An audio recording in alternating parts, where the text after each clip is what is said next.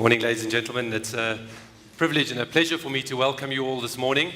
For those that I haven't met yet, my name is Michael Blaine, and I'm the MD of Altrisk. And today is a really super opportunity for us to hopefully bring some value to you as largely as financial advisors and intermediaries in the ever-evolving topic and debate of regulation and with particular reference to remuneration and the RDR. So to our FIA members, welcome. Super to have everybody here, and it's a lovely turnout. To the fellow panelists, thank you so much for giving of your time to be here. To the media, welcome. Great to see you guys here in such numbers, and obviously again a topic of great interest to your audience. To Hollard, thank you very much for your support and for providing these fantastic facilities that we share. And to my Altrisk colleagues, thanks guys and welcome. So why are we all here? Well, as a product provider and as Altrisk, we've been very focused, I suppose, on what's happening in the regulatory world. But most importantly, we've been looking for an avenue and an opportunity to talk to intermediaries, to opinion leaders, and to create a platform for dialogue. So the last thing that we want this to be seen as is any sort of product push.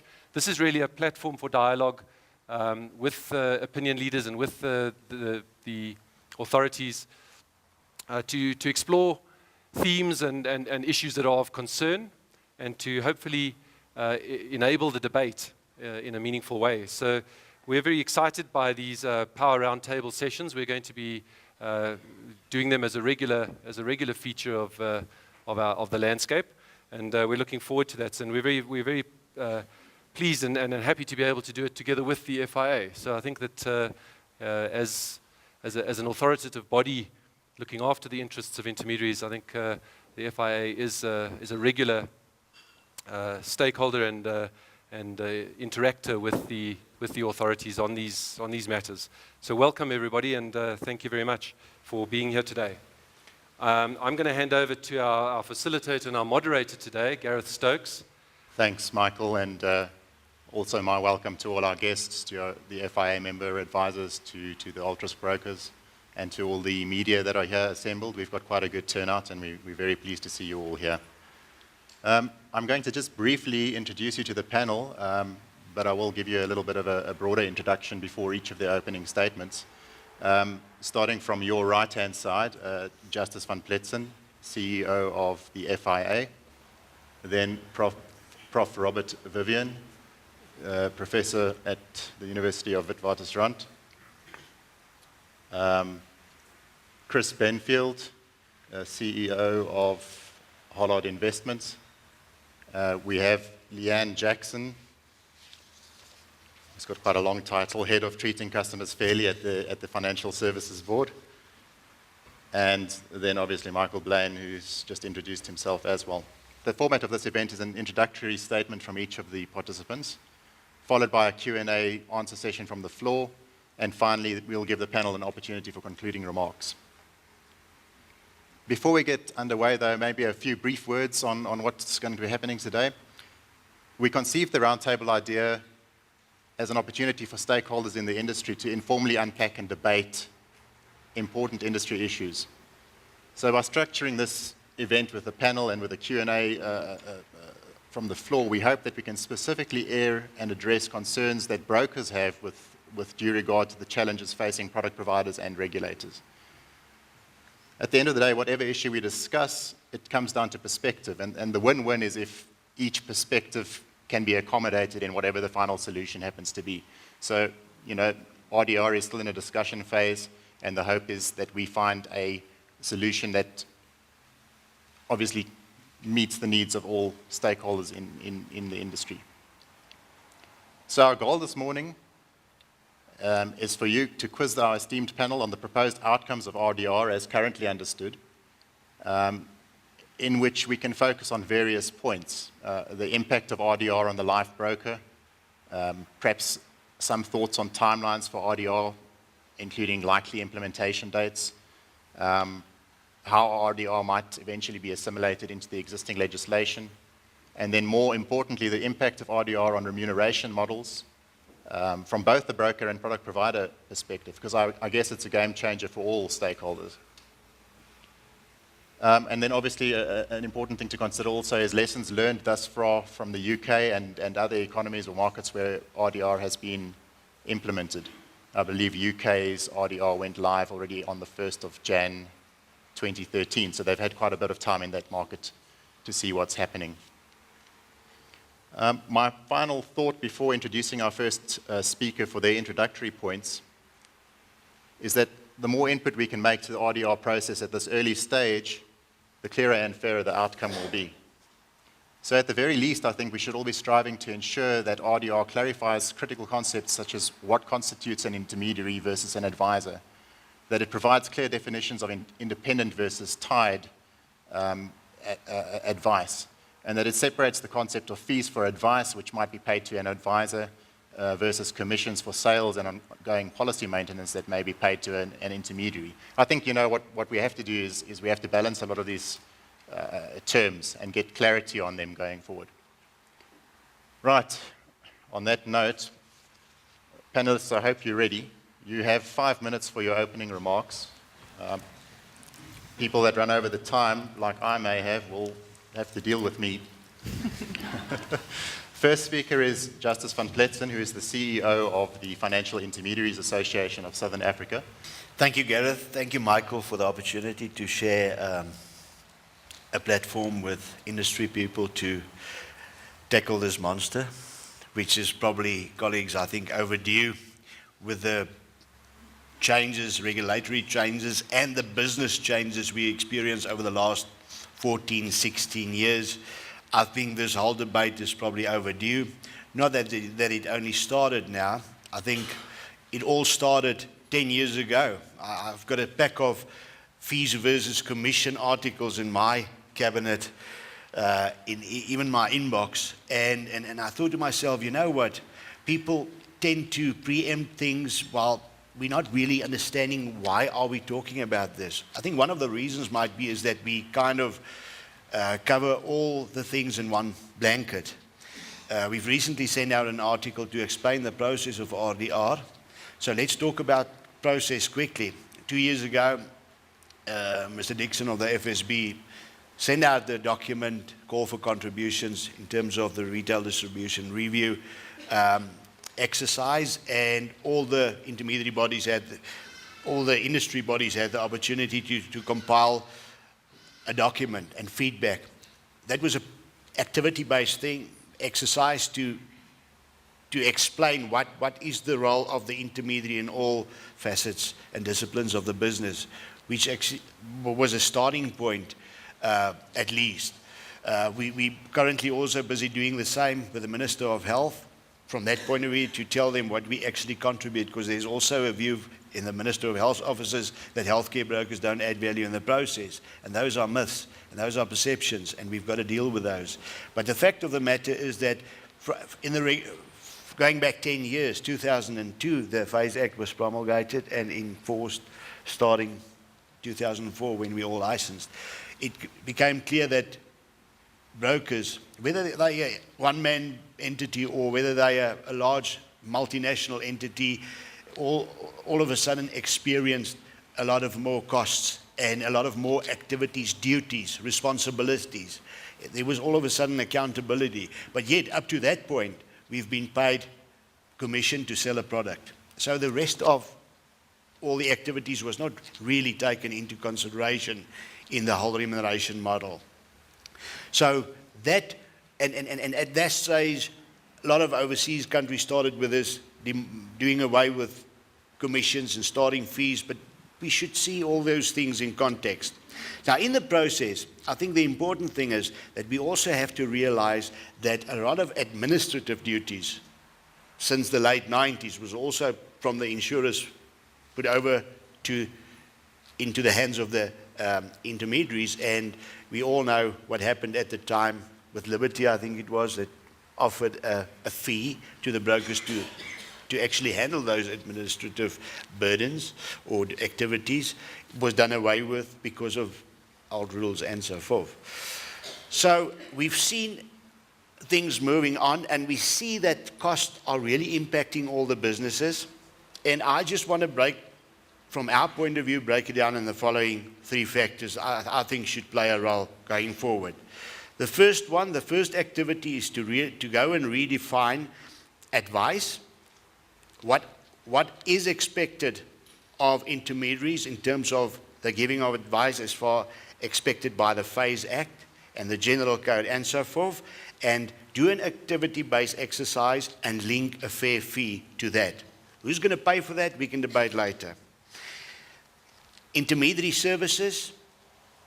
What should be regarded as intermediary services? Define it, separate it from advice, and then product sales in the end. So there are 3 factors that we need to be considered when entering into a so-called fair remuneration structure.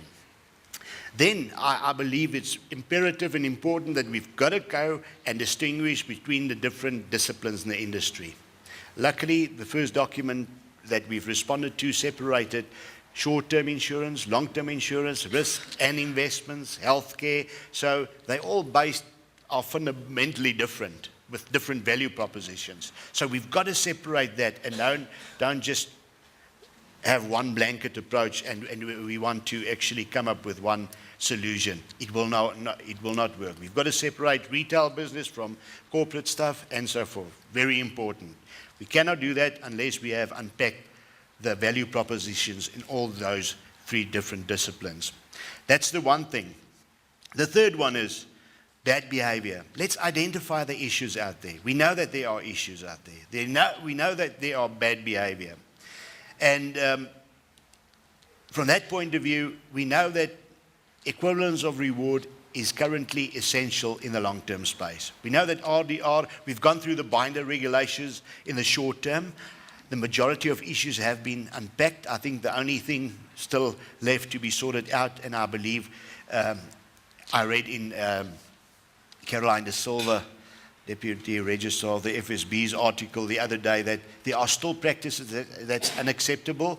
But my view is that it could have been dealt with in the whole binder outsourced debate. And apparently there are still bad practice out there. Let's identify that and let's deal with that. Let's don't throw the baby out with the bathwater without dealing with those issues. Same in the long term. Let's identify the bad behavior. Where insurers buy intermediaries, buy agency forces at ludicrous prices with those clauses in the contracts that encourage churn, we've got to deal with that, sort it out right now. Equivalence of reward, remuneration in the agency space currently is a lot higher than the broker space, and that is also a cause of bad behavior. Let's sort it out, let's deal with it. And I think that'll pave the way for an easier outcome in the end, and for good, proper benefits, and the clients out there can make informed decisions as to with whom they want to put their business and where they get the best advice. Thank you, Justice. We're not going to move along the line here, but so I'm going to skip over Prof for now and ask Chris Benfield to put his opening statement. Thanks, Gareth. Yeah, morning, everybody. I think I got onto this panel when I discovered that it was going to be a phenomenal panel to kind of listen to. And I said, you know, it would be great to listen to them. I said, great, you've got front row seats. So I thought I'd just give you a perspective from a whole lot investments point of view. We've, as Gareth said, I only joined in November. And kind of one of the reasons is that there's so many opportunities in this market right now, and I think Hollard's well placed for that. I'll kind of give you a sense of what the thinking is in Hollard Investments to kind of see how we kind of navigate some of these uncertainties. As Justin mentioned, it looks like an enormous amount of work needs to be done to kind of unravel all these questions. So I'm sure Leanne's going to be in the hot seat a bit later to try and help us unravel some of the uncertainty. But I thought I'd just give you the perspective from Hollard Investments and kind of the broader product kind of world. That's kind of the world that I know, and I'll give you some of the thinking that we're most certainly grappling with. I think when you look at regulation, the intentions always look fantastic. I think if you look at the intentions specifically within RDR, where it espouses appropriate professional advice, I think everybody can relate to that. It's quite good to see the fact that the regulator's looking at sustainability of advice, and I think there's specific mention to independent advice. So I think those are great principles that we can kind of say, well, if the regulation actually delivers on those principles, we all should be very comfortable. However, the many questions kind of remain. There's an enormous amount of uncertainty. Justice has kind of done a much better job than I can in terms of kind of putting those questions forward. But what's the fee or remuneration structure going to look at? How do we define advice? How do we define intermediary services? A number of questions that remain unclear. So kind of back to kind of our perspective is that the world doesn't stop. If you look at what's happening in the market, and it'd be very interesting to see the views a bit later in the floor, is that everybody's trying to create a view of what the future would look like, and they're reacting to some of these changes. And the product providers like ourselves are no different. So what do we think the future business model is going to look like? I think if you unpack what professional advice needs to look like, my sense is that that's going to require a significant investment in resources at anybody who's delivering advice. You know, no longer can you get away with simply doing very superficial research around funds, effectively the world that we look at, that would go for any product provider, any kind of financial service out there, but its focus on investments, kind of the world that I know, is going to require significant investment in resources to deliver on what the intention of what the regulation is looking like. So even if we think that the fee structures, the remuneration are still going to be appropriate and the sustainability of the business model you can tick, I think business models need to start embracing change and embracing the fact that significant investments are going to be required. And that creates a dilemma, I think, for small businesses. I think you're seeing a lot of the kind of our competitor base, the Thai distribution guys, where they have the capacity to invest in new opportunities. They're starting to create homes for IFAs. But the single solo operators in this market are going to have to kind of think about how they invest in resources to deliver on the expectations of regulation. And my sense, and it's just a hypothesis, is that the solo operator could become obsolete in the world ahead. I think you're going to find that advice is going to have to be corporatized. You're going to have a lot more of an institutional feel to advice, because what does an institution look like? It's got resources and capacity that are non-client facing. They're there to, in fact, focus on research. So I think there is a dilemma for the small man. It'll be very interesting to see the regulator's view on what that is. I mean, that has unintended consequences. Where does this, in fact, become an attractive industry for new participants?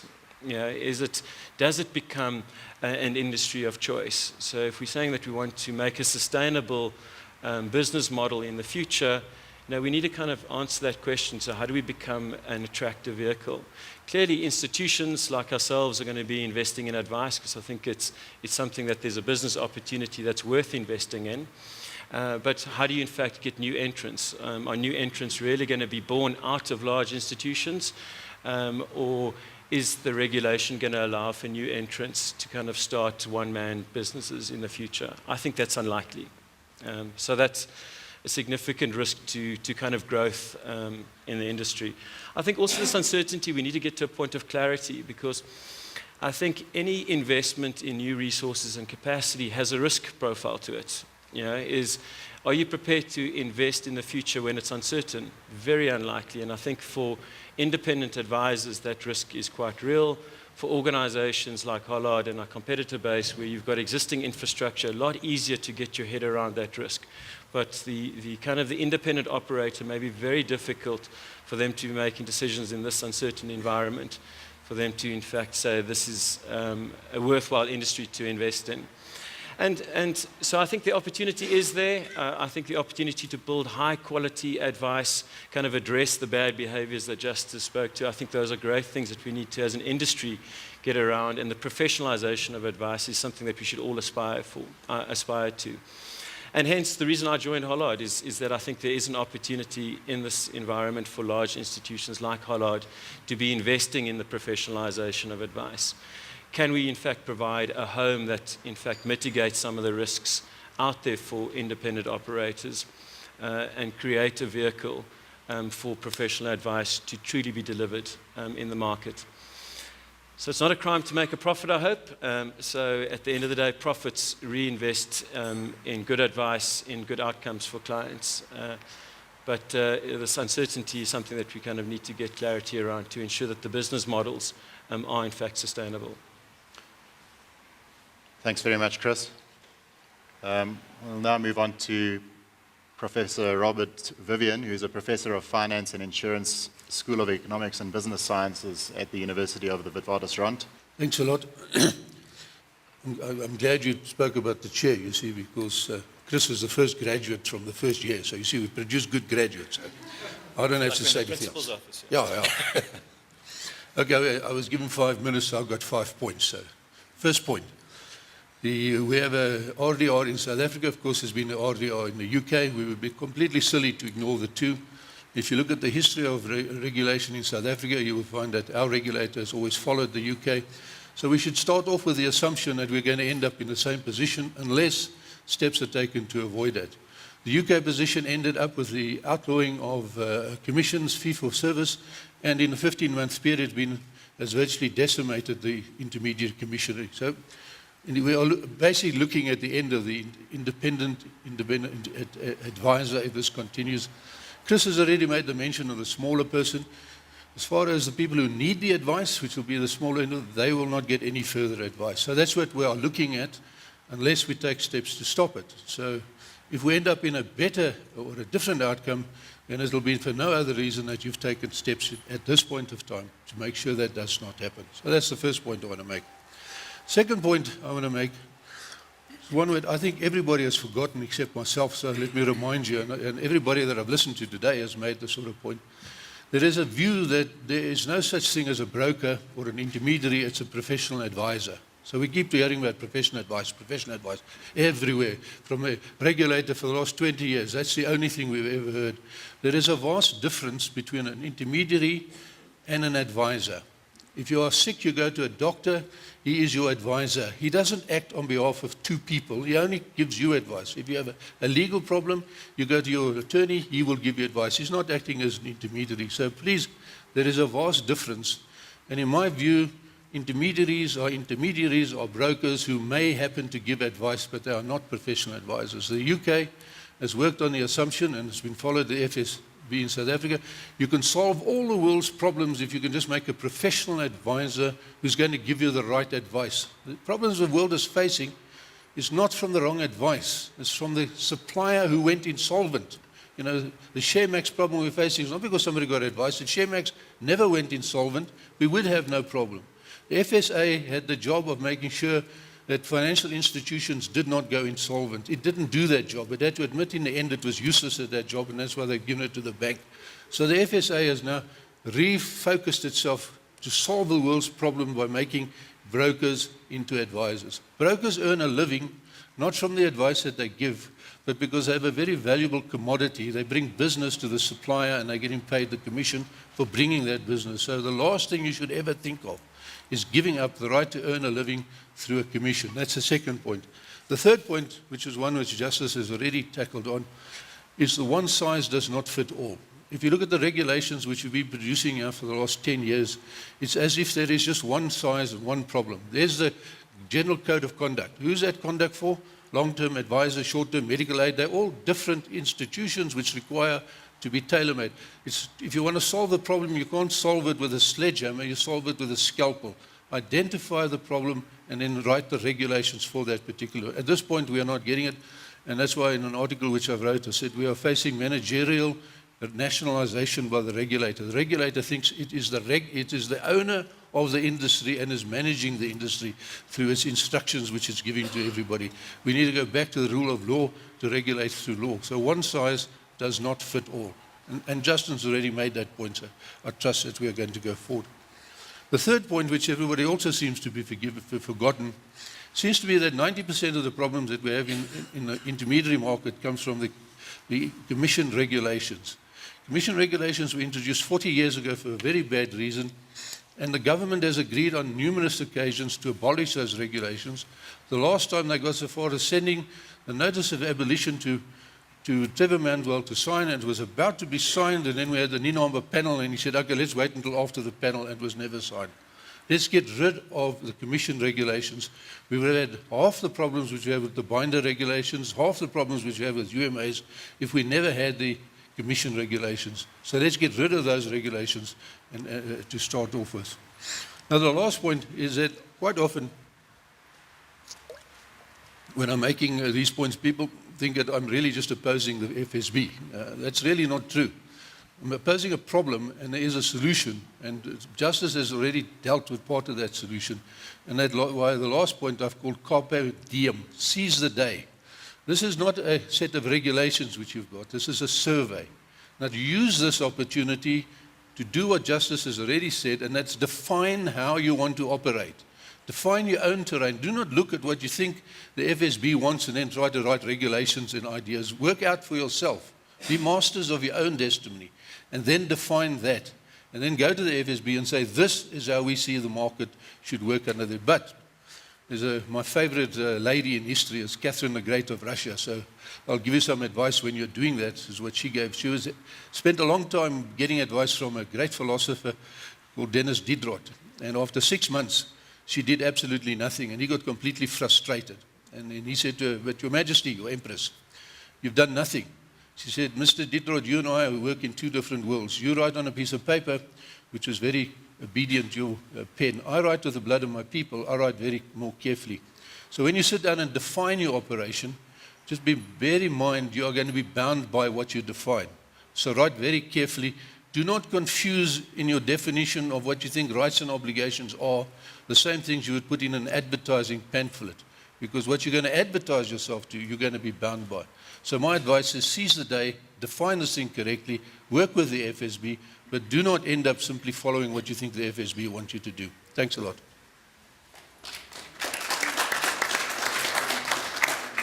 Thanks very much, Prof.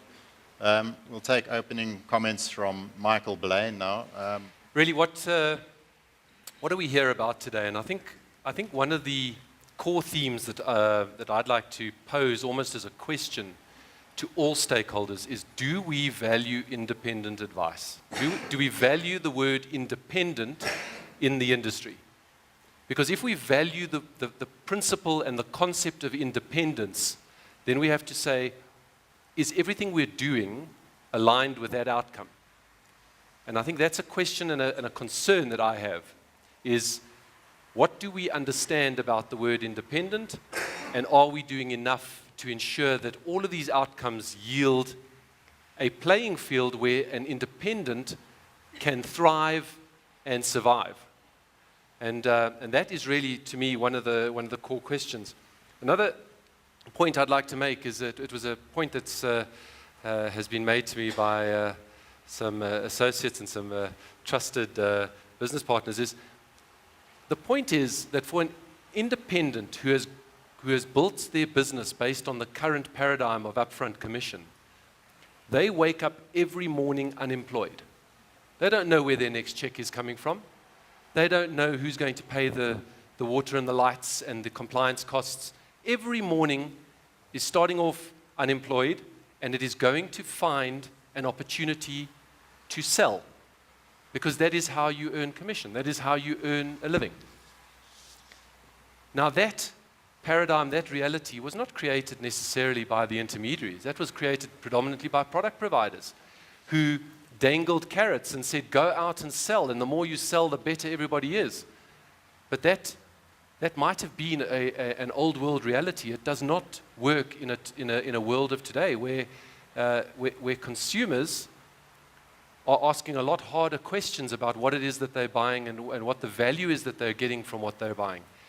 And I think there has been almost a premeditated wrong outcome of wrong advice and mis-selling on the back of a perverse incentive of purely upfront commission, because that's what it does. It remunerates a sale. It does nothing to remunerate anything thereafter.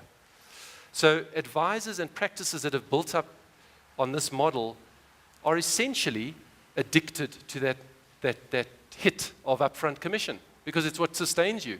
But who's to blame for that? It's not fair, I believe, to lay the blame at the door of the advisor.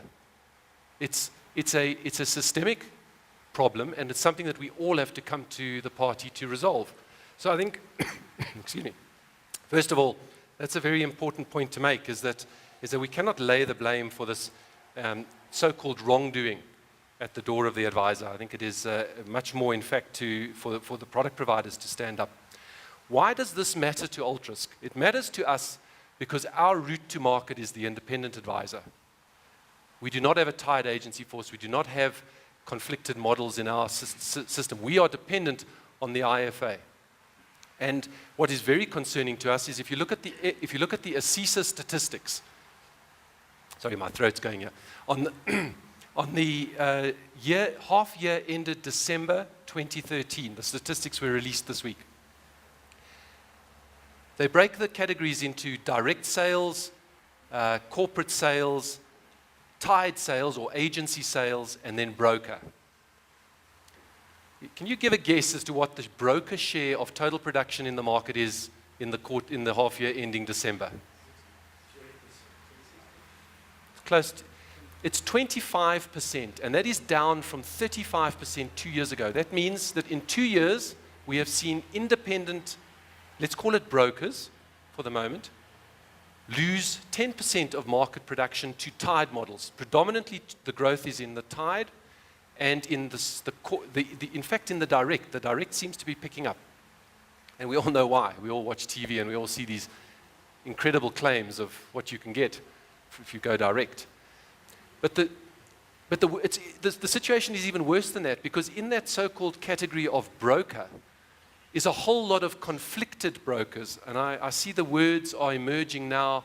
One of our competitors calls them tied brokers, or, I don't know what a tied broker is.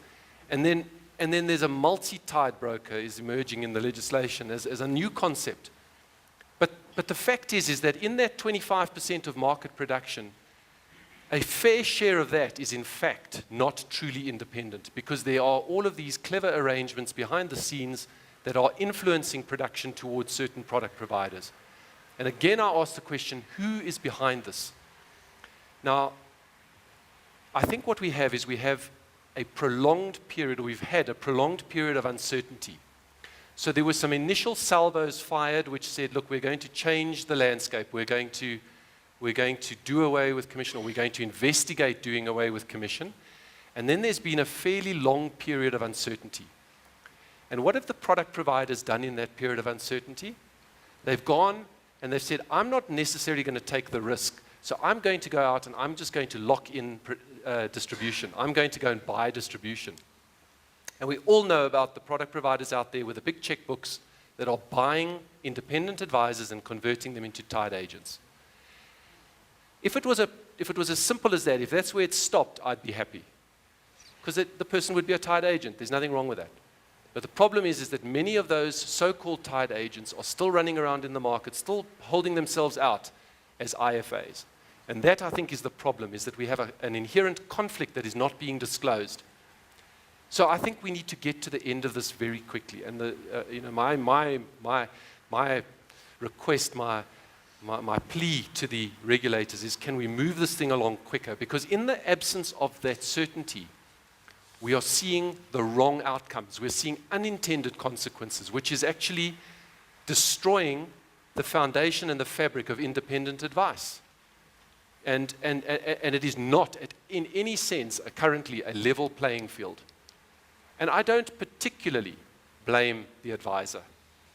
If you're waking up every morning unemployed, and you've got a fixed cost that you've got to cover at the end of the month, if you go back to the foundations of psychology and rationality, what is the rational response? You go for the path of least resistance with a maximum outcome. The least risk, the least resistance, maximum outcome. So a tied model where I'm being offered 150 or 160% of broker commission versus a broker commission at the regulated level, who would not look at that? You'd almost be doing yourself a massive disservice not to look at it. But what does it ultimately end in? It ultimately ends in a loss of independent advice. Is that what we want as an industry? Is that what the regulator would like to see as an outcome? We need to engage on this. We need to say, what are the outcomes we'd like to get? And then we need to get around the table and just do it. I think the one thing we are great at in South Africa is talking. Doing is a whole other matter. Let's get down and just do it. Our last opening statement is from Leanne Jackson, who is Head of Treating Customers Fairly at the Financial Services Board. Hi, morning everyone. I must say speaking last in 5 minutes is quite a challenge because so much has been said that I want to respond to, talk to, endorse and agree with, sometimes challenge, but let's hope we get to that. So I'm just going to make a few remarks as to the status and intent of the RDR, and then I hope we really get into the meat of this quickly. I think, first of all, just a reminder to everybody where we are at with the RDR process. It has had a long history. Justice is right. It goes back a good 10 years when Treasury put out contractual savings proposals in 2005, I think it was, and has evolved steadily since then. However, we are still not at the point of being about to propose final decisions. I think it's important to understand what's going to come out in May is going to be a discussion document setting out some proposals, possibly in some instances some alternative proposals, not final views. Still subject to discussion with the Treasury between now and then, but it will be a discussion document for input. So I really endorse what Prof. Vivian said about making absolutely certain you use the opportunity to provide us with really detailed input. And if you've already given input, please build on it. Things will look different from the first request for information 2.5 years ago. So I think it's just important to highlight. What that also implies is that assumptions as to what will definitely be in the paper, well, I'm working closely with others on the paper, and if you have certainty as to what's going to be in it, you know more than me. So let's be careful of making assumptions. The move to a Twin Peaks model of financial sector regulation is part of an overall framework that's going to pave the way for a far more outcomes-focused approach to market conduct regulation. In particular, you'll have a regulator with a dedicated focus on conduct of business-related issues. And this does include a greater appetite for regulatory intervention in the structure of markets where we believe that current structures are not supportive of the right outcomes for customers. And the current regulatory framework for distribution of financial products is, in the regulator and the policymakers' view, a case in point. What this means, therefore, is that we feel the retail distribution review is necessary to address a number of weaknesses that we see in the current framework. The first of these is that there are inherent conflicts in the way the regulatory model stands at the moment between customer, intermediary, and product provider. Prof. Vivian makes the very important point that one must not confuse intermediation with a fully independent function, and part of what we need to do is unpack the range of distribution models and approaches that exist, understand what value each of those adds into the process, and absolutely ensure that one size does not fit all, and that we cannot have a regulatory framework that at the moment only recognizes two things. The regulatory framework recognizes tied and independent. It uses the language representative and independent intermediary. Those are not accurate descriptions for a whole range of distribution models that exist in the market at the moment, and we need to have a framework that actually helps us to understand what are the range of acceptable distribution models that should be functioning out there, and how do we design them. It's also important to bear in mind the RDR is not only about remuneration. It is about all of these issues. It is about the nature of the different types of contractual relationships. It is about different models, different sectors. It's not only about remuneration. Linked to this, we currently have a plethora, a growing number, and Michael highlighted the the shift, the growing tendency towards these, of some pretty opaque and complex distribution models, which make it really difficult for the customer to appreciate the benefits of financial advice and services that they're getting, and also the costs of that advice and services. Consumer out there does not understand necessarily every one of these models and the way they are positioned. And we also, in the current framework, have an imbalance between the respective responsibilities of product providers and intermediaries in relation to the customer outcome. And it is important that we rethink the respective responsibilities there. In addressing these weaknesses in the market, however, we need to make sure that they are mitigated in a way that promotes, and these words have been said often, and they are, yes, indeed, they are principles, and the challenge will be in achieving them, but we need to promote sustainable, affordable, and appropriate advice and distribution models that deliver fair customer outcomes. And I really look forward to drilling down into some of the detail of possible ways of achieving that. Thank you. The idea now is obviously to open the floor to questions. What I'll request is that the guys on the floor keep their questions tight and to the point, and perhaps ask who you would like to direct the question to.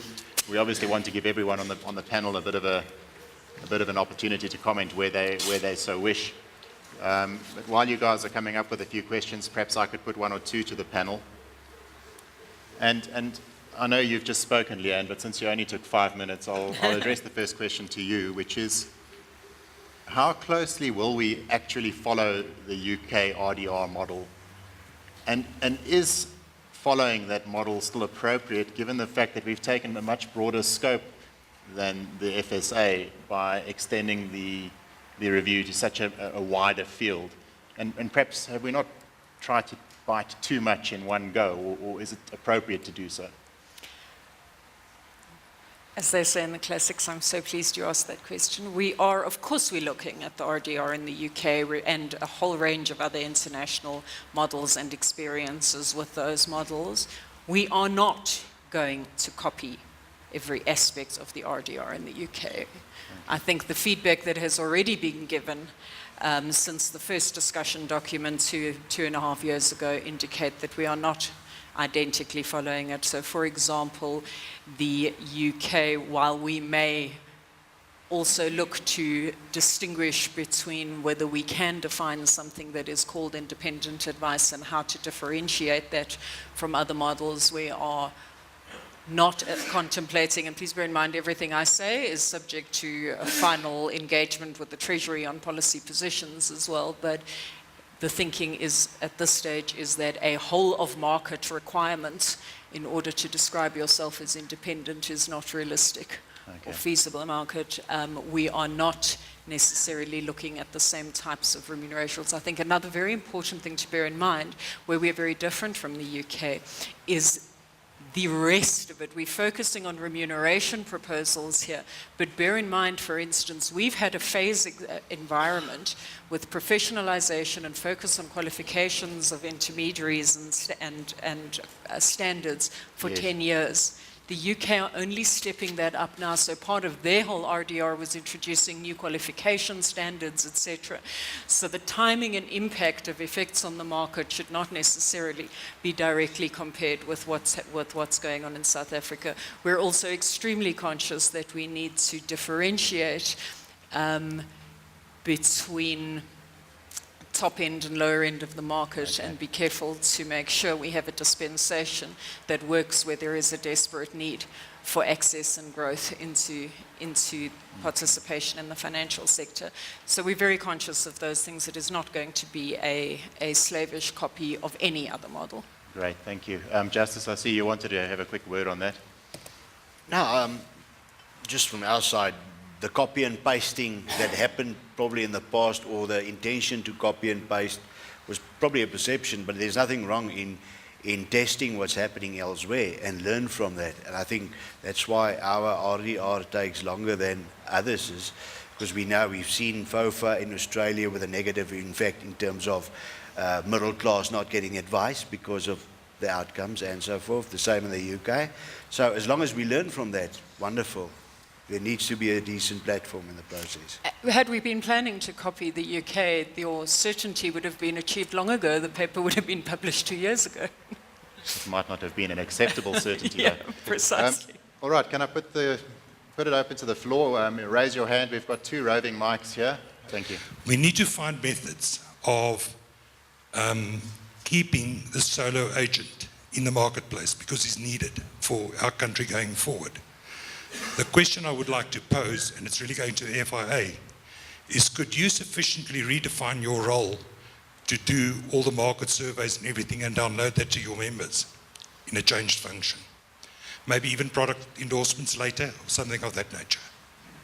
And Dion, thank you. Yeah, we firmly believe so. If I understand your question correctly, do we have the capacity and do we have the mandate? And I think we do have. We have the 4 disciplines in the industry: employee benefits, healthcare, short-term and long-term investment insurance, where there are different RDR committees doing the job, getting the mandates, redefining all the activities, and then we engage through that with the regulators to make them understand. If you can recall the whole binder agreements, let's say, issue, we ran for 5 years, Leanne, with the FSB almost on a weekly basis to define and redefine activities, fees linked to that, and so forth. So yes, I think we do have it. We wait for the outcome in May, June, the next paper, and then we will engage with our members in order to get a mandate going forward. So it's not as if we will run in our own direction. If that answers your question.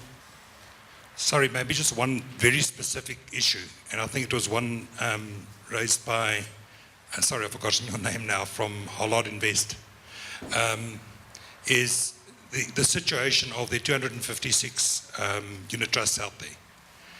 I cannot select from those which is best. It's to have a panel from the FIA perspective to be able to look at that, something similar to what SAIA had years ago with the endorsements of certain providers and products. Yes, that's something different. I don't think that's particularly pertains to the RDR. That's a methodology and the way to do business. But certainly if it's posed to our financial planning exco and we need to find solutions as far as that's concerned, yes. But there's also another challenge in the investment space when it comes to investment advice. But I won't go into detail as far as that's concerned, and that's because that's going to be a challenge for intermediaries, whether you are equipped to in fact provide advice in the investment space with a complex range of products and the huge amount of alternatives. So that's a challenge in itself. From my understanding, I mean, that will be something which would have to be thrashed out in the definition stages, where we look at what is tied, what is a restricted agent versus what is a truly independent agent. And if you look at what happened in the UK, they were saying that an agent could not even consider themselves independent if they had a list of preferred products, as you there say, or a list of endorsed products, because then they really are advising their client from a very small subset of the investment universe. Do you have anything to say there, Chris? Otherwise, Yeah. I'll take the next question. Yeah, I think there's a lot of uncertainty in terms of what financial advice is and what the expectations are in all these various models, whether it's restricted or intermediated. I think we need to take some lessons from whatever survey you look at. Most IFAs or brokers are looking to partner with discretionary fund management businesses to assist with some of the professional kind of services, to say, well, I don't necessarily need to build capabilities internally, but I can partner with people who have the skill sets to allow me to, in fact, make the correct fund selection. And you see the same trends in the UK, where discretionary fund management services have grown significantly. So whether that forms part of whether that, we kind of need to consider that as part of the regulatory change and how the regulator is going to look at that is the uncertainty. But I think you need to recognize that even in the current legislation, there's an onus on advisors to ensure that they're putting due process in terms of fund research, in terms of your example. Thanks. Mr. Facilitator, could I ask a a question quickly, just by show of hands. It will be interesting to see the audience here. Whom of you are in the long term? The brokers are in the long-term space. It's a long-term room. And short-term specifically?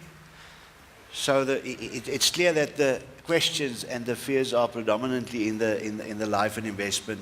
So relevant question, relevant concern going forward then. Yeah. Hi, thanks everyone for your time. So 3 questions. The first one, I suppose these are largely directed at Leanne because they are regulatory questions. The first one is, how does this impact current contracts? So to what extent will this type of legislation be retrospective? I'm already tied into a product with commission that's tied into the pricing of that product. How is that going to be unwound, and will it be unwound? Second question is, clearly life insurers are making lots of money, and one large life insurer reported its historically best results this year, and it paid about 96%, its retail business paid about 96% of its risk claims. This is just an FYI, but about 2% of its 390,000 policyholders claimed. So they are making large margins. And I'd like to know whether RDR, because you said it was wider than remuneration, whether it would extend to things like the penalties that are levied on consumers when they want to move products, specifically RAs, but also, I mean, you know, this probably extends to investment products as well. But what's happening there? Why on earth are we still paying penalties to move our RAs? Third question is the practice of buying books. I know that Caroline said at that Norton Rose session a while ago that product suppliers are going to be held more and more accountable for the intermediaries that sell their products. And when I spoke to her this week, she said that she made reference to independent brokers. So she said that product suppliers can't simply just say, well, it's not our fault because it was sold by an independent broker. So my question is, are product suppliers going to be responsible then for independent financial advisors and the advice that they give around the products they sell? Because that seems like quite a lot of responsibility. Or will it just be constricted to the agents that are selling their products? Thanks. Just by way of context to my answers, just a reminder that the RDR is part of a much broader set of outcomes we're focusing on called the Treating Customers Fairly, or TCF outcomes, and those are informing much of our decision-making and our shaping of the regulatory environment. So part of those outcomes are saying, do products themselves actually deliver on the expectations that have been created? Are we actually seeing that where advice is provided, the advice is appropriate, etc.? There's a whole range of those outcomes. I think it's important to understand this RDR development in that broader. Your question as to how the RDR will impact on current contracts, I wasn't sure if you were referring to current intermediary contracts or current product contracts, current actual policies. Okay, but I'm going to take the opportunity to comment, to reply to both. The first is, where current distribution relationships are concerned, bear in mind the RDR is not unlikely to be suddenly introduced overnight. We are talking we're talking lead times, appropriate transition to getting to the end model, and we're also saying what are certain interim steps that need to be taken in the meanwhile. And we're certainly are concerned about what we see as conflicted distribution models, or particularly conflicted distribution models that are being entered into at a rapid pace. So we are planning to look at certain, in the more medium term or shorter to medium term, at some of these, and focus areas there include things such as recruitment models with large buying of practices or large sign-up bonuses to become tied, or we see these quite alarming proposals whereby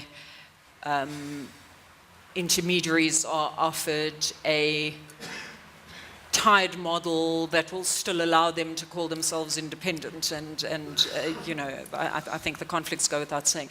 Together with that, though, we also need to look at the position with churn and the incentives to churn, because one doesn't recruit distribution just for the sake of having more bums on seats, you bring in the distribution with its book, and we need to look at those two things together.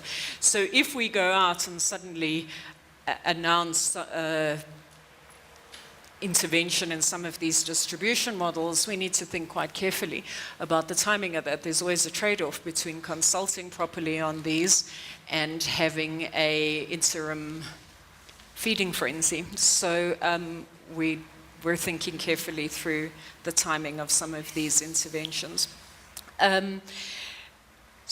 Which is a long way of saying that current intermediate contracts, no, we don't want to, we can't suddenly get retrospective on existing contractual relationships unnecessarily, but we do need to find a way that if we are going to make changes, we don't end up with a grandfathering of unacceptable models for those who are lucky enough to get in under the door. So that needs to be looked at carefully. Where existing client contracts, products are concerned, and given that this is a long-term insurance room primarily, that is probably where the main focus is. We've made it clear in the Treating Customers Fairly roadmaps and all the other communications that it is not only customers who join you from tomorrow who are entitled to fair treatment, so is your entire existing base. So we acknowledge that there are difficulties with certain features of legacy product designs, that there are prudential issues at stake if one were to overnight make changes, but frankly, certain of the practices, we do not see that the financial or prudential arguments are a sufficient defense to sustaining, frankly, products that are clearly not going to yield appropriate outcomes for customers. So there is ongoing engagement with the product suppliers about what it is they are able to do to mitigate those risks. You will have seen, for example, that we recently put out an additional directive clarifying certain aspects of double dipping on early termination charges and confirming that that is not acceptable. Part of the thinking behind the RDR and the redesign of the remuneration models is to, at the same time, ensure that those will further reduce the risks of early termination charges and the scale of those. So these things do all go together. So legacy, we are not trying to go on a witch hunt for the sins of the past, but there are legacy issues that do indeed need to be addressed, and there are existing risks in existing product designs that need to be mitigated. There are also risks in existing distribution models that need to be mitigated. So we are not going to only say, we're not going to turn our backs on things that may have been done previously. Is that all three questions then addressed? Pretty much.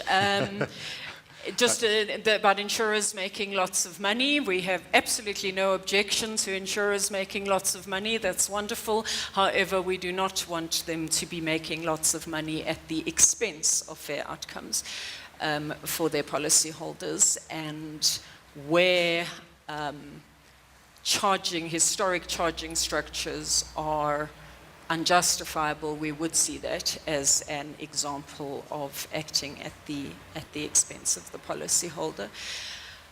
I think I've answered all three, Hannah. I hope I've... oh, no, sorry. The other thing was just, will product providers be responsible for independent advice? Clearly, the phase legislation is there to regulate the relationship between an independent intermediary and their customer, and the product supplier is not sitting at that table and cannot be expected to be responsible for one-on-one incidents. However, to go to the opposite extreme and product suppliers to wash their hands of all responsibility completely and sit there and say that the only responsibility I have in relation to the distribution channel I have chosen to use to get to market is to check if they've got a phase license, we think is taking things too far. So we are saying, how do we go about rebalancing those responsibilities? What, for example, what level of due diligence, for instance, do product suppliers actually go into before deciding to contract with an intermediary, let alone offer them large amounts of money for joining them? when they do, what controls do they have in place to identify that there may indeed be concerns with the patterns of business coming from this particular distribution channel or group of intermediaries or even individuals? When they do become aware of complaints and difficulties, do they try to take active steps to mitigate harm to their customers, or do they simply say, go to the phase ombuds? So we are looking at that. And one particular example of where we will probably, where we're looking very carefully at what the responsibility of product suppliers should be is in regard to product training. The level of training that product suppliers are expected to provide to intermediaries. Caroline, I think, has spoken, as have other FSB colleagues, about the fact that the RE2 exams are on hold, which is the next phase of regulatory exams, which are the product-specific ones, are on hold while we rethink what the approach to that should be. And one of the things we certainly are considering is a much greater degree of involvement of product suppliers in ensuring product knowledge rather than the FSB trying to be the coordinator and setting of a very wide range of very detailed exams. Okay, let me put it out to the floor for another question, please. If we could try and grill some of the other panelists as well. Gareth, if I may, just to add on to what Leanna said with regards to the TCF factor, that will most certainly also gel into, that will be the overarching piece of legislation in the conduct environment. But I think from a insurer intermediary point of view, that relationship, it might be that it will strengthen that relationship, even for independence, and it will create an opportunity for the independent broker to recontract with the insurer and vice versa, ensuring that they both live the same cultures and outcomes. I think that will just create an opportunity. Intermediaries are not outside of TCF, we're part of that, and it will just lead to more product, better products, more product training to ensure that those who distribute the products are up to speed with all the products and live the same culture. And only then the insurer will probably take responsibility and can be accountable for the whole process. Thanks, Justice. Put it to you, sir. Yeah, hi, Harry Kalianis. My question, and I'm going to put it to the professor for an academic response. 20 years after our democracy, in terms of retail distribution, if I look at the panel, it's not representative of South Africa. And if I look around the room, it's a very disappointing representation of South Africa. I notice if I go to any insurance function, we've got basically a white, call it previously advantaged sales force, and what is going wrong here? That's the question. But I think it's, in a way, it is linked to, I mean, there's two answers to that question. The first one, in a way, it is linked to RDR, because if you take the commission structure away, you're going to exclude emerging brokers from getting onto the table. So at the lower end, where people have no experience and want to be able to get in, have a small little business, I mean, my ex-student here made that point for us. And it's happened in the UK and Australia as well. So if you would like to see a transformation, then it has to be at the corporate level, because the RDR as implemented in the UK will knock out that particular other one. Now, the other point which you may not have thought, it's really a question of timing. We come back in 10 years from now, you won't find many whites in this law at all. So just wait and you get the results you're going to get. I see, like at Wits University, they say, we need to transform Wits. And I say, that's very good. I can't see any white students anymore. So what are we transforming? The people are saying transforming Wits are not just people standing in front of the lecture or lecturing. It's people sitting in some other isolated place and don't see the transformation. So the transformation is definitely taking place, and it's irreversible in this country. So come back 10 years' time and ask the same question. You'll have a different answer. Thanks a lot. Thank you. From the table over there. Good day. The name is Narsi. This gentleman here just stole my thunder. I was going to ask the same question. I thought I was in 1994. Anyway, getting back to it. Based on that, I know if FIA has been trying for years to get the black brokers on board, and arranged meetings, and that they have not has been as successful as they'd like to be.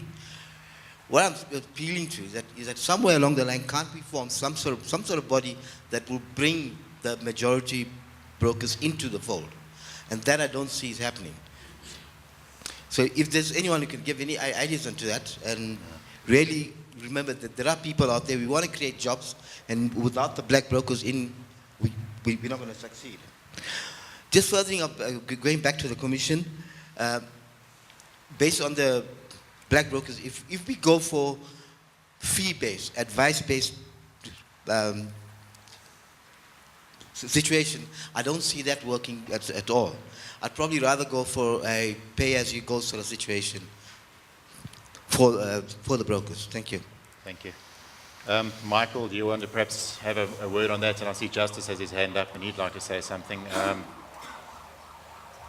Well, I think this is the crux of the problem is what is the remuneration level required to run a successful intermediary or advisory business? How much is that, and can you afford to run it on a level commission or an ongoing commission basis? So as Altrisk, we were one of the first companies. In fact, we were the first company to launch an ongoing commission model, but the take-up has been very, very poor. And I think it's not because people don't want to take it up. It's because people just can't see themselves surviving long enough until the flows from that model sustain them. And nobody's got a bridging solution in place right now. But there's no doubt that some of the advisors who have moved on to that ongoing commission model are starting to reap the benefits from that, because as I say, they're not waking up every morning unemployed. They have a predictable annuity stream into the future, but they're not first-time entrants into the market who've adopted that. They are generally established, successful, and they've been able to, I suppose, read the writing on the wall, and they've transitioned over time. They've been early adopters. So I think it is a case of, certainly moving away from everything up front into a more sustainable ongoing model. But then it also opens up the question of what advisory responsibilities, what ongoing relationship and intermediary responsibilities exist post-sale, and how long do we have to provide for those? How realistic is it? This is all part of the debate. I think is are we moving from a sales-based to a relationship-based or a long-term relationship-based model? And if so, how does that need to change in terms of behaviors, in terms of remuneration? Can I perhaps put a question to the panel and have each of you just do a little 20-seconder on it? Is there not a call then to clearly define intermediary as one activity and advice as another, where an advisor might also act as an intermediary? Is that not the solution that we might eventually see emerging from RDR? I'll start with Justice, if you want to just take that and then go down the panel. I think that's pretty much high on the agenda at this stage. And then intermediary services needs to be redefined, because currently part and parcel of what we do is intermediary services, but some of it should be done maybe by, and we've got to separate the short term and the long term now, but let's talk long term for the moment and say currently what should be regarded as intermediary services, fine. And once we know that, we can attach a remuneration structure to that, or a definition to that at least. And advice needs to be defined. And the advice thing is, just being at the WFRI meeting in Sydney, we see that the advice portion is still a challenge across the globe. We need to unpack that. That's probably the more difficult one, because that's the more grey area in terms of different levels of advice also. It's not different markets, but also different products and levels of advice. So yes, that's pretty much high on the agenda of the RDR process. That's probably the starting point, you're right. Prof, your comment? No, I mean, my view is that the intermediary is essentially an intermediary who gets a commission. If he feels that he can provide an additional service by giving advice, then I think he's entitled to enter into that additional service. But as the first regard, I think he should see himself as part of the distribution channel and getting paid a commission for bringing the parties together. That's the traditional position. Sorry, can I ask one just question? Your problem with sustainability, would that improve if you got rid of the commission regulations which limited to 12%?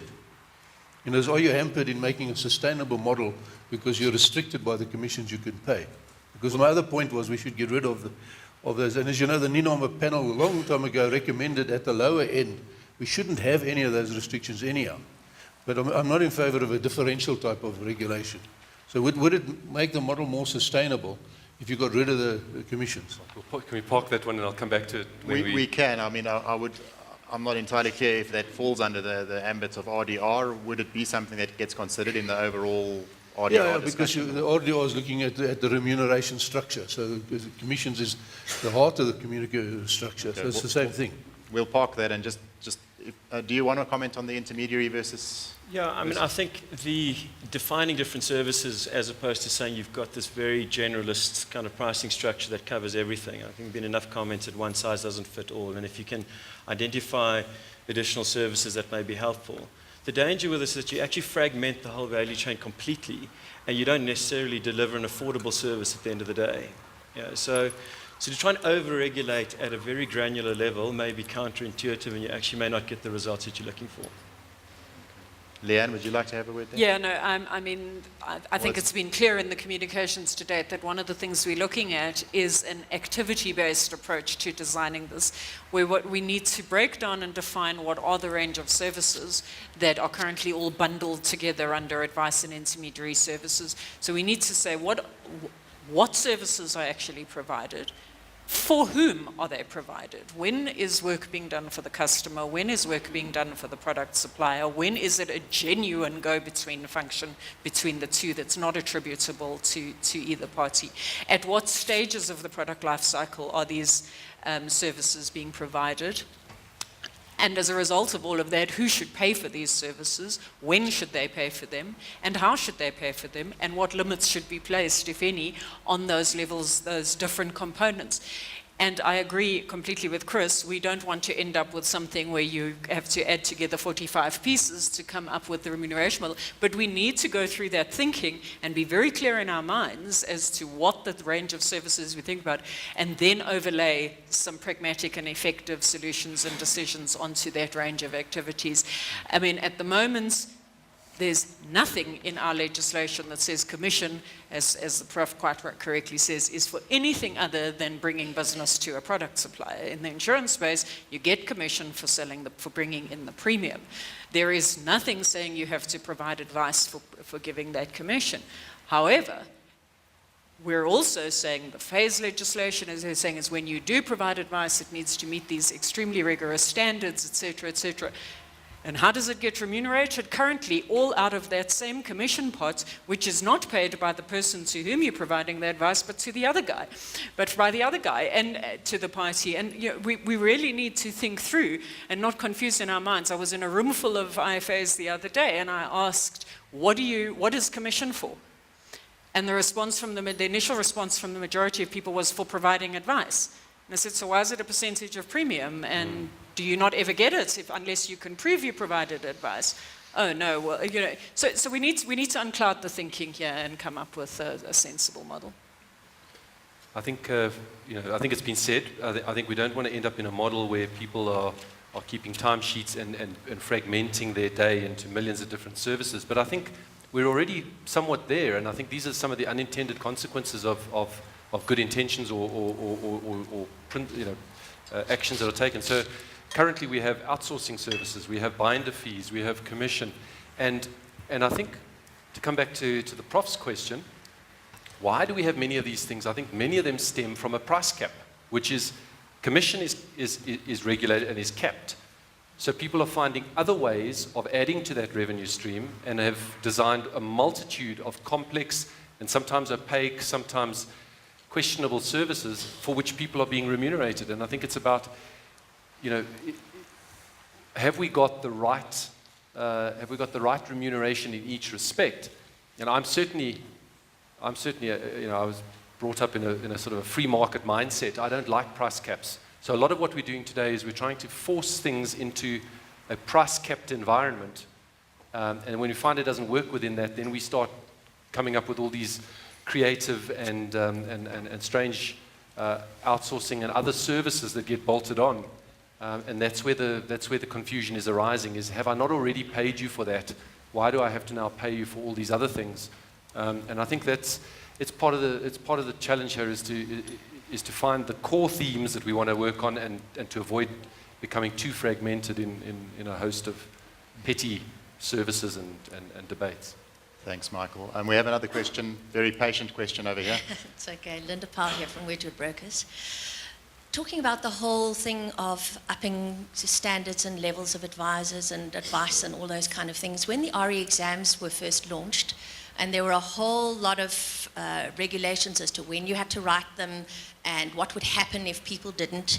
And of course, nothing actually happened. And today we're still talking, and I'm still getting emails about helping people to get through those first RE exams.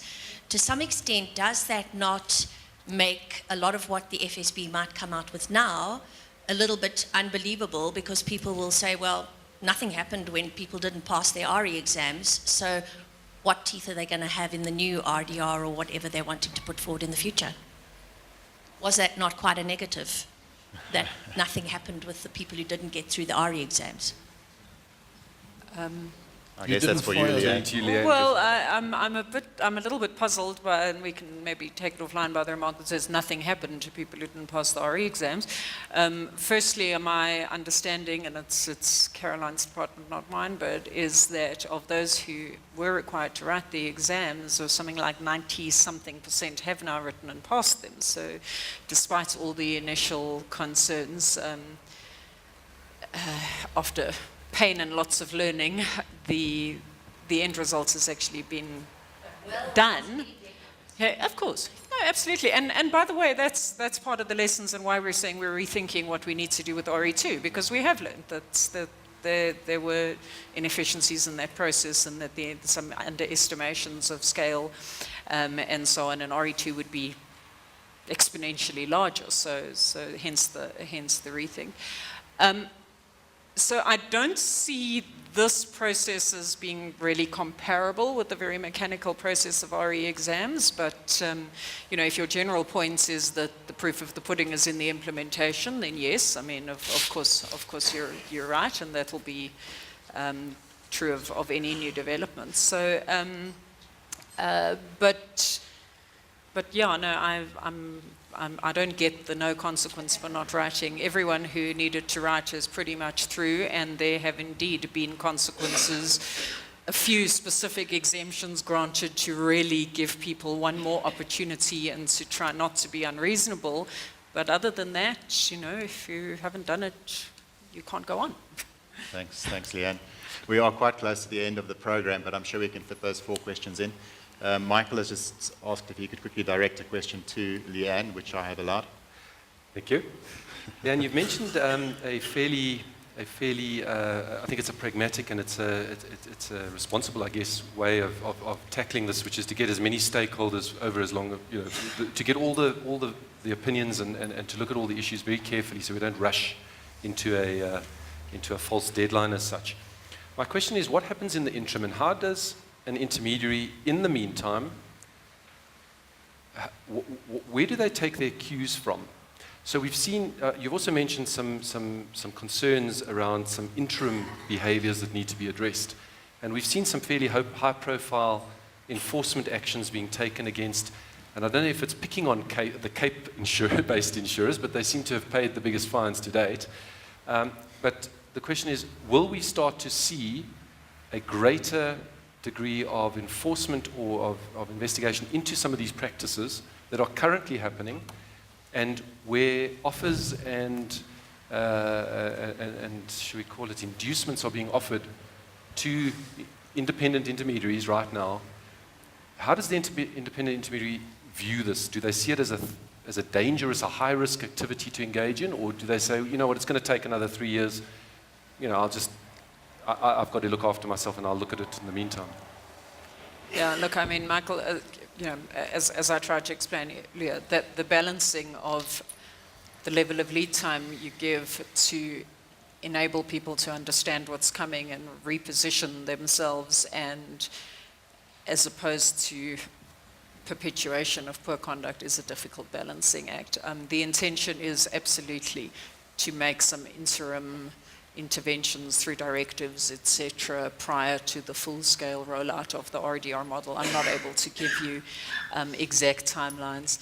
What I can say is that there are, on a fairly ongoing basis, specific engagements with specific entities, whether they be insurers or intermediary structures, to really discuss where we're not happy with what we're seeing and come up with some mitigation and redesign. But it's something we definitely would like to get focused on as soon as we can. Thank you. So we've got a few more questions. I'll take 4 more questions. I'm not going to open it to any more than the 4 guys that put their hands up there. It was the gentleman there on just a bit ahead. No, this gentleman here. Just got a question. My understanding was always, if correct me if I'm wrong, that definition of advice was in the FASE Act, and it seemed to, having this discussion, we not clearly defined advice initially in the FASE Act, and now we start fine-tuning it through the teaching customer fairly. Though obviously, my understanding is going to place a lot of responsibilities on everyone. And does that mean that we can expect further changes to the FASE Act in terms of definition of the responsibilities, in terms of definitions from a legal perspective? What is advice? Who is the product provider? What is the definition of a product? As part of the whole redesign of the regulatory landscape as we move into the Twin Peaks model, we are going to be looking at the thinking at this stage is to take a whole lot of the existing legislation and try to create more consistent, more overarching requirements for, certainly for the market conduct side of things. So in all likelihood, we are going to see some restructuring of the phase framework to make it fit in, because at the moment, you've got phase, which has its own sets of definitions. Then you've got the insurance acts, which have different definitions. We've got to get that aligned, and I think that there's been almost 100% consensus on that, on all the feedback we've got to the initial information request. So yes, phase defines advice, and absolutely we will need to retain definitions of advice. But as we go through this exercise of thinking about what the different types of services are, we may need to say, is there now a need to define a concept like independent advice, and what are the criteria around that if we go that route? You will see some changes. The phase and its principles and what it seeks to achieve is not going to disappear. So please don't get excited. Okay, it's definitely going to remain. But where it fits into the overall framework, we need to sort out. Because, as I said, there's nothing in the insurance legislation anywhere that links advice to commission at the moment, or to any form of remuneration. So it's all a bit disconnected. You mentioned that you're going to consult RDR in Australia and the UK when implementing RDR here.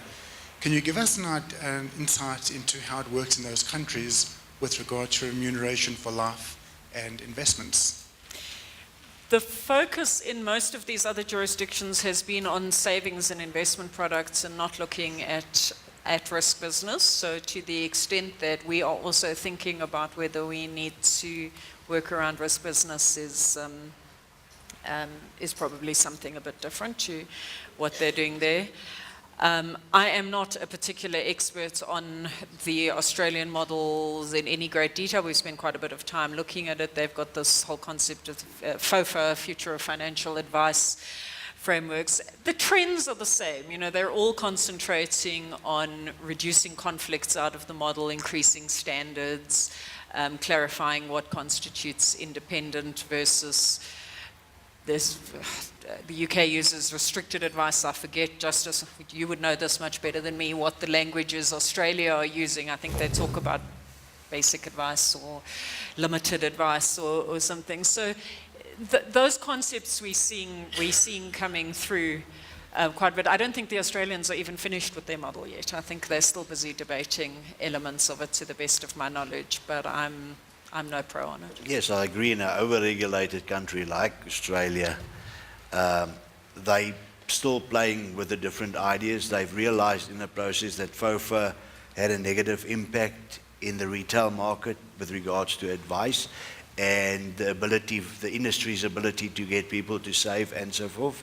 So yes, they constantly revise the impact there, and there we've got to give credit to our local regulators to let's see what develops there, and let's use our own model. Let's create our own model. And as Leanne said, theirs was specifically focused in that specific discipline, and ours is across the board in all disciplines of the industry. So it's more comprehensive, go back to the basics exercise and redefine the industry and the stakeholders and the way we remunerate it.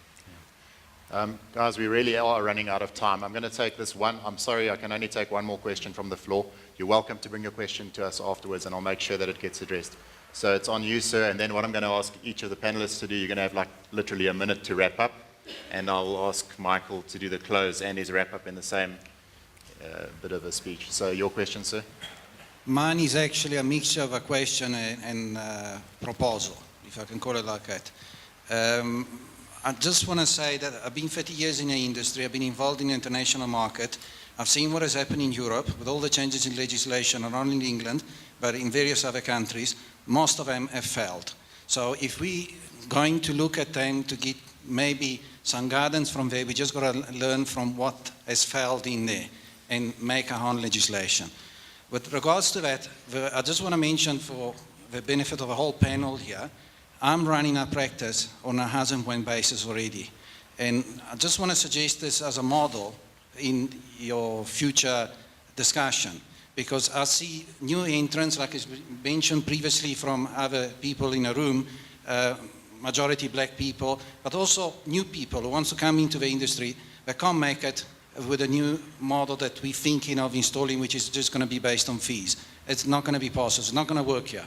So if we do it on an as and when basis, where we do a little bit of a upfront commission in the beginning, not what we got right now, because in my opinion, it is excessive. Because in my practice, all of that is already on as and when. And we do it on that basis. And we, for example, just a very quick example, instead of charging 6 or 7 or 5% upfront on a lump sum business, we got down to about 1 or 2%. That should be enough for a person to make his money, to make back his expenses that he has to cough up front on his practice. Thank you, if sir. we can go in a model like that, I can see that working. But if we go in fees, we are going to close shop. Thank you, sir. Point well made. I do apologize to the floor, but we obviously have to run to a program here. So I'm going to ask the panelists again in the order that they started, just to give their wrap. Please, Good. Justice, if you could begin. Thank you, Gareth. Colleagues, just want to share one thing. The day the sales factors out of this industry, we won't be here any longer. So that's true. We can never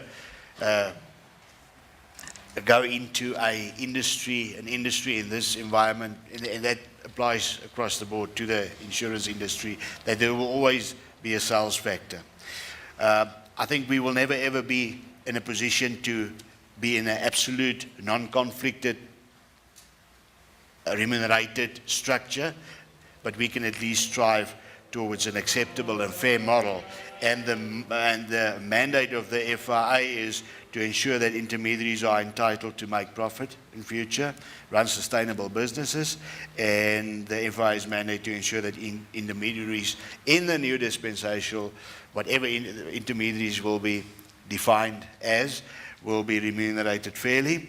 And yes, we have ample opportunity to engage with the regulator daily on all facets, whether it's TCF, whether it's RDR, with the support of our members, with your mandates, we engage with the FSB to ensure that we will have a fair outcome and in an environment where the clients can make informed decisions and are happy customers. Thank you, Justice. Prof. Vivian? Okay, I think the 5 points I made were understood, so I don't need to repeat them. I just want to make one point. The purpose of much of this is to deal with the conflict of interest. You cannot get rid of the conflict of interest. It is pervasive, it is in everything. And in a lecture which I delivered to my students, I point out South Africa probably leads the world on this. If you think of a funeral undertaker, could you say, can he have any conflict of interest? You would say absolutely no. In South Africa, I have a case of a funeral undertaker who went around murdering his friends so he could bury them. So you will not get rid of a conflict of interest. Chris? Yeah, I think we've heard the words conflict of interest, restricted versus independent. The point I wanted to build on, I think it was Hannah's question around buying books. And on the face of it, these things look like really kind of commercial transactions where the check matters. But I think we also need to recognize that sometimes close relationships between product, intermediary, advisor, and end customer potentially creates a better outcome. Where you have closer relationships, whether they fall foul of conflict of interest or certain other kind of concerns that the regulator may have, we mustn't necessarily lose sight of the fact that close relationships actually may be a better outcome. And the earlier point that I made, the ability to create more corporatized or institutionalized advice may be the vehicles to allow for ongoing investment in this industry. So buying books may look like the evil at the moment, but there potentially may be a better cause that they're all after. I don't think they're all looking at saying, well, the client is not at the interest of those transactions. Thank you, Leanne. If you'd like to have a closing remark. Much to say. I think what I must emphasize is, please, the FSB sees enormous value in good quality, fair advice and intermediation. We want to see it sustained. We want to see it achieved. We want to see customers getting a fair deal with the right advice. Sorry, just a small practical point I wanted to respond to the gentleman over there. When we say fee-based, please, I hope there isn't a misunderstanding that you think this means the customer putting their hand in their pocket and paying the fee. We are talking about the product supplier being able to facilitate that payment out of the product. So just so we know that we do include that in the scope. I think the issue is not whether a particular model is in itself inherently right or wrong, conflicted. What makes it conflicted is the customer doesn't know what's going on. They don't know how to attribute value to what they're receiving. They don't know how to judge it. We need to think through what is the experience of the end customer, because ultimately we want all the other parts of the value chain to be sustainable in the interests of the end customer. So if we please can remember to shift our thinking to the end customer and what is a right deal for them, what is transparent, what is fair, what is not conflicted from the customer's perspective. So do they understand? Okay, I'm inherently uncomfortable if I think that the doctor I go to might be paid more by the drug companies the more he prescribes to me. It leaves one feeling uncomfortable if that is the case. And yet somehow that's absolutely fine when it comes to financial payment for financial advice in the current model. We really do need to think of what the customer's experience on this. Thank you. Thanks, Leanne. Right, well, I think in wrapping, I'm not going to repeat what's been said. I think the only certainty we can offer you today is that the future is going to be a future of change. And I'd like to salute you all, in fact, for having come this morning and given up valuable engagement, client engagement time and selling time to come in and engage on your futures, because I think that is the first step. And in many respects, it is you're ahead of the crowd. You're showing that your interest and your livelihoods are very important, and that you want to engage on this matter. And I think that's very, very, very encouraging and very positive. And I would urge you to use the various associations that are there to be your voice and your representative in the debates and the discussions. We would love to hear from you if you do have comments on what you've heard today, anything you would like to suggest as topics for future discussion forums. We'd love to hear that and get your feedback. So thank you very much for being here today with us. I'd like to thank our panelists. Thank you very much for giving up of your time to be here today and to engage with the market as very important stakeholders in this. So thank you, ladies and gentlemen.